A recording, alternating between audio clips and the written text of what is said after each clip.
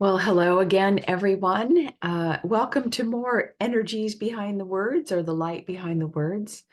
Um, a friend of mine asked me to look at two more words, and the words are connection and disconnection. And you may be thinking, oh my God, it's so boring to listen to the numbers behind the words, and it doesn't really mean anything. But you know what I realized is that as I'm talking about the energy behind the words, it's actually a talk within itself. And today's talk is about connection, I guess, how important it is, and what happens when we have connection, and what happens when we don't have connection, and what does connection really mean? Does it just mean with people, or does it mean with something else? So let's take a look. I guess I'm going to share screen. One of these days, I'm going to figure out how to put, I know I can do it. I'm too lazy. Somebody please tell me a very easy video editing thing. I have iMovie, but I've never really mastered that. Yeah, I'd like to be able to talk here and have the picture of the words on the video. Anyway, so here we go, share screen. I guess you don't need to watch, you can just listen anyway. All right, so let's take a look at connection. And as you see, the foundation of connection is the 12.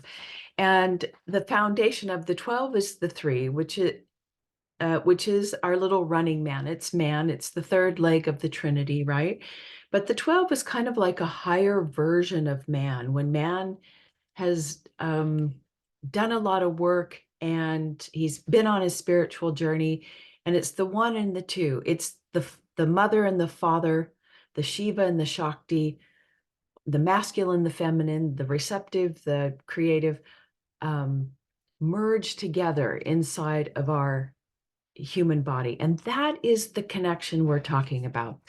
But let's talk about, so it's a higher version of man.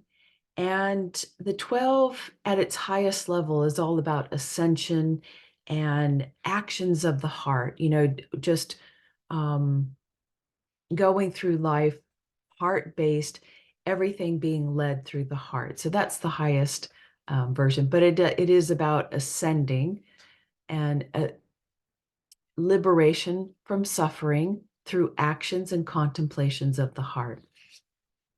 So when we talk about connection, the 12 talks about it is the connection. Let's see, it's 3 different connections: mind, body, and spirit or emotions. So we look at the body, and the 12 refers to, so this is the first connection we have to have ultimate connection. And by the way, the 12 in itself is the mother letter, or the holder of the codon ring of humanity. So obviously this is going to talk about our connection with others and humanity itself and our own humanity. So in reference to the body, of course, we have to have a connection to our body, a good connection, but it also relates. So, and also the health of the body.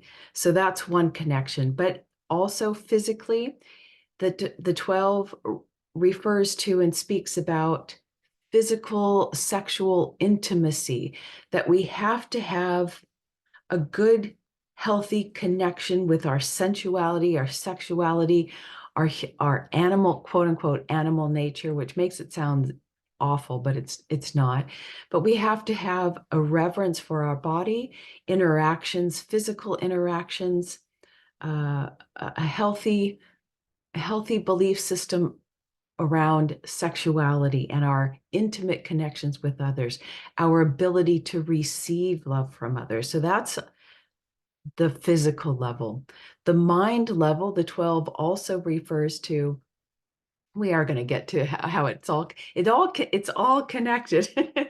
So the mind has to be healthy, and the 12 is about, are you expanding? Are you out there learning all things about consciousness? Are you expanding the mind, right? So we expand our mind, we learn something new, we learn higher knowledge.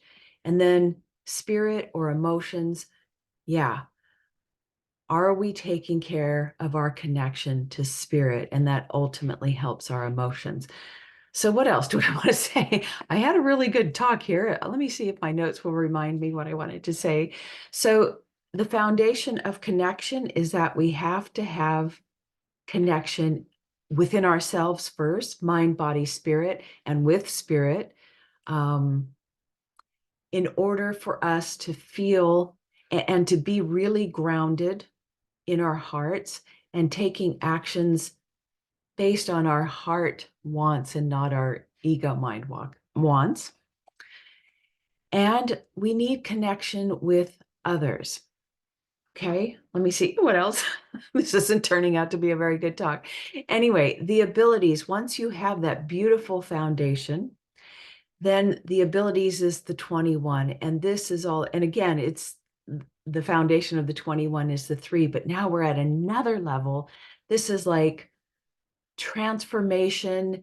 The 21 represents endurance, strength. I can handle whatever life throws at me. And it's all about transform. Let's see, it's called the burning fire. Let me get to my notes. Yeah, and it gives you the ability, it's called hardship and endurance, to make whatever changes. You're connected to friends, you're connected to yourself, to your body, you're connected to spirit. Whatever life throws at you, you have the ability to handle it. You have the endurance, the intelligence, the strength, the durability, and you have the energy to get past any obstacles in life. That's what connection does. And the outcome of having connection in all these different areas, particularly with people, is that you trust life. You trust life, you begin sharing of yourself, being yourself, feeling that you have a significant place in this world. Your self-esteem goes up, and you just begin radiating your true self to others, no matter how silly or quirky or weird it is. So the foundation of connection is connection within yourself, mind, body, spirit to spirit, balancing of the emotional, masculine, feminine, blah, blah, blah. Okay, and now we'll move on to disconnection. Disconnection is very simple. When we feel disconnected, it means something happened to us, 7, in our hearts. We have a deep heart wound, and we feel even disconnected from us, from ourselves. We split ourselves into 2 people. Our heart goes away, locked in a dungeon, and now we've just got this disconnected self or a fake self that we present to the world, but it's not true. And the 7, when it's in its shadow form, disconnects from others. So there you go. But it all comes from a deep heart wound. We've been wounded very deeply. And of course, the abilities of this is that we stop trusting life. We stop trusting in ourselves. We don't care about the universe. We become, our self-esteem goes down. We don't want to share ourselves with others, and we don't feel like we have any personal significance. And the outcome, not the success of disconnection, is that, yes, we have been disconnected from God, from spirit, our higher knowing, and from our own power and from the power of the universe to help us.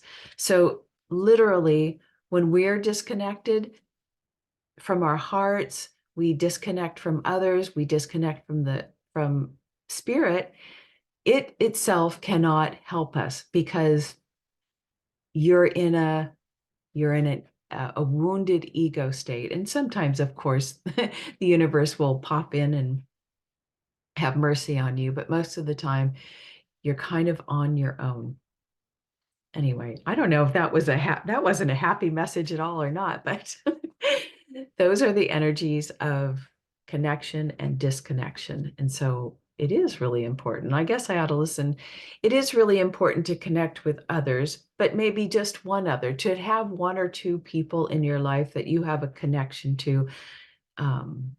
Yeah, and I say that for myself because I am the big loner hermit. I don't need anybody else, but um, I feel okay with that because my connection to spirit, God, source, reality, consciousness is pretty good. And through doing all inner work, trauma work, healing, blah, blah, blah. Yeah, I feel quite centered. So, but if I didn't have the one or two connections that I have out there, it would not be, I could see that my heart would be dark and sad, and I wouldn't trust in life. So, and I wouldn't feel like I had a personal significance. So, anyway, I hope that this, even though it was kind of silly and a little bumpy, this what talk about connection and disconnection was helpful for you in some way. And yeah, I'm grateful that at least I have a connection with somebody out there. Okay, I guess that's enough being silly. Bye.